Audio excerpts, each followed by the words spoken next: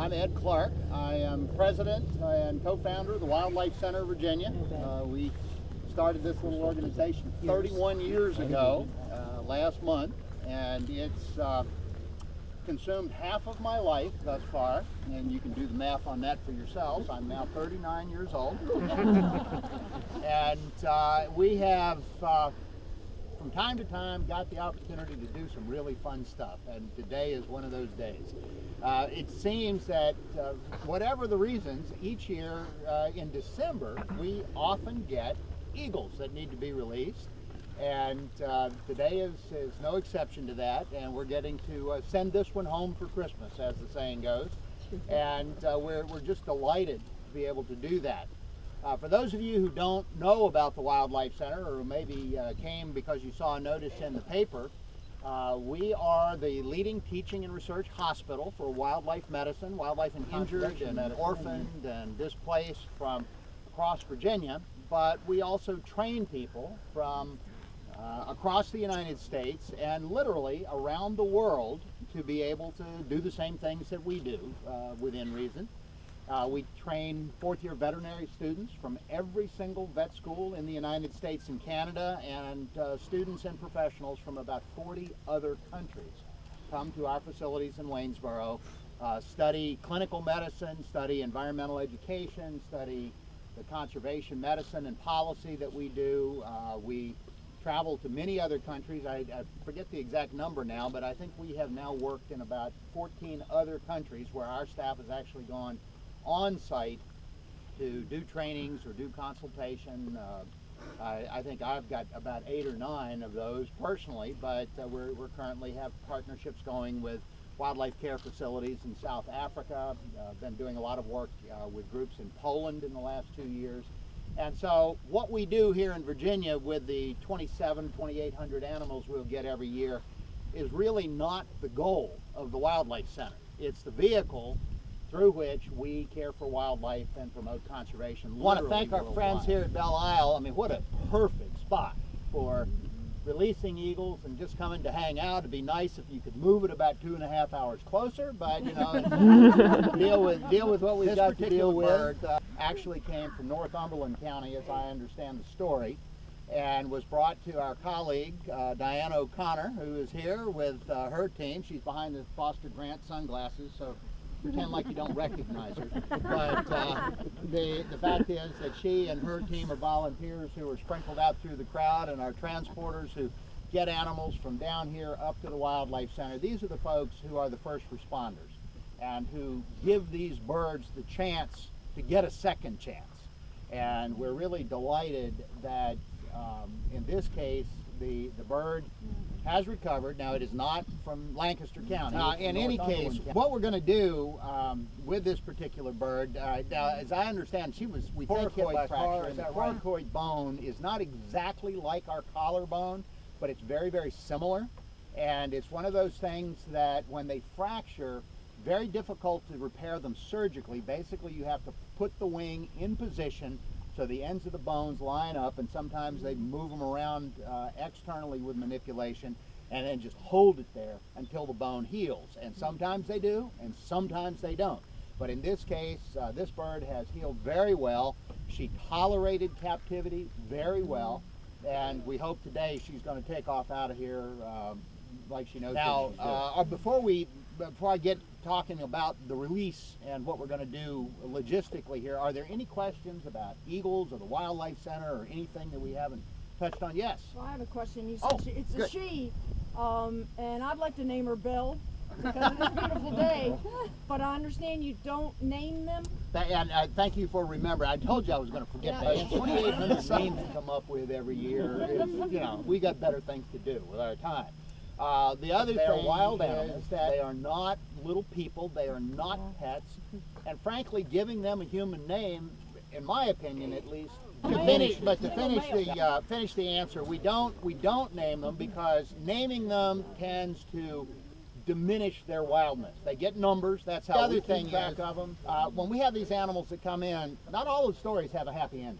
I mean, quite honestly, about half of the animals that come to the Wildlife Center don't leave. at least not alive. Many of them die from their injuries. Some of them are so catastrophically injured we euthanize them to end their suffering.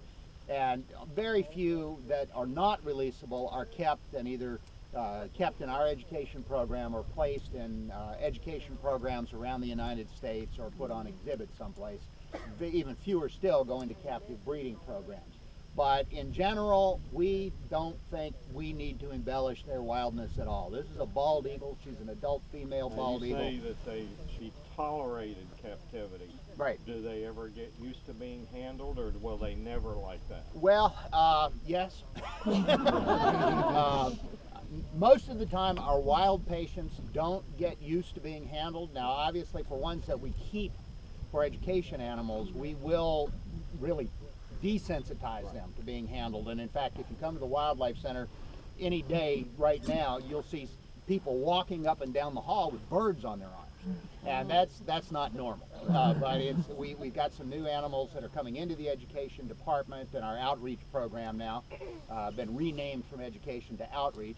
And those animals are being desensitized to human presence. So we bring them in, they sit around the office, they sit in the reception area, they come to staff meetings, they do whatever. And the bottom line is pretty soon they realize we're basically pretty boring creatures, and so they just begin to ignore us. And that's the whole point, so that we can bring them into large group settings, not stress them out, not make them afraid. We don't want that with our patients. Right. But when I say tolerate captivity, we don't want them to like it. But some birds in captivity absolutely freak out. When I say tolerate it, she basically had the decency to go sit on her perch, and when we go in to do what we need to do, she didn't freak out. Okay. Now, when we go to put our hands on her, as you will see shortly, they don't necessarily appreciate that. So. Well, what kind of help from volunteers do we use? Well, actually, there are a number of volunteers here. As when we pull this out, you'll see that the cage is covered with a beautiful red cage cover. And that was made by, again, one of our uber volunteers here. Lona Wilson is one of our many capable seamstress, or seamstri, is that the plural? So little things that are seemingly unimportant are very important. Bill is one of our tour guides. We've got transporters. Lona's also a transporter. Some of the rest of you have moved animals around.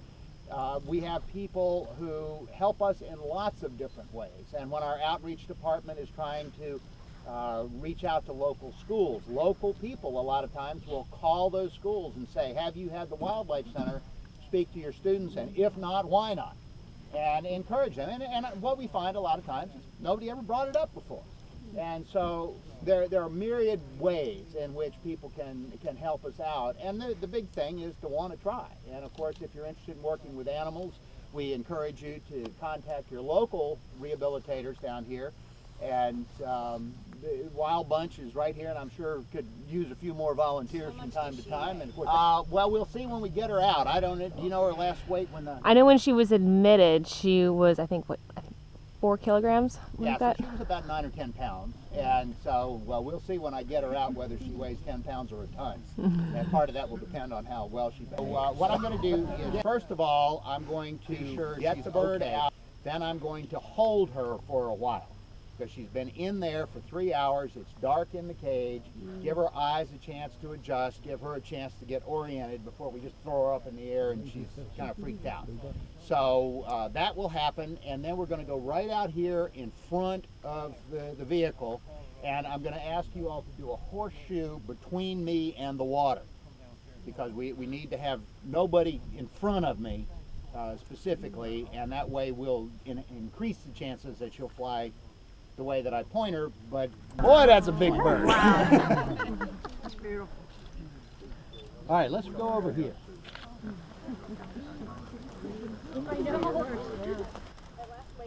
That's big. Okay, 4.5, about 10 pounds. Well, actually, for a female, that's about an average size. Yeah, sure. Yeah, this is the gentleman who actually provided the transportation to get her to us. Thank you. Thanks. Okay. All right. Look at her feet. She's actually doing real well. I'm not bleeding at all. That's always a good sign. That's always a good sign. That's not always the case, however. No. Now, I'm going to walk right over here in the middle, very optimistically. Five vultures right in. I'm going to walk her straight that way. Give us a count. One, Oh, I'll count. Oh, I'll count. I'll count. Don't worry. Don't worry. Really sorry. All right, everybody ready? Make this happen. 1, 2, 3.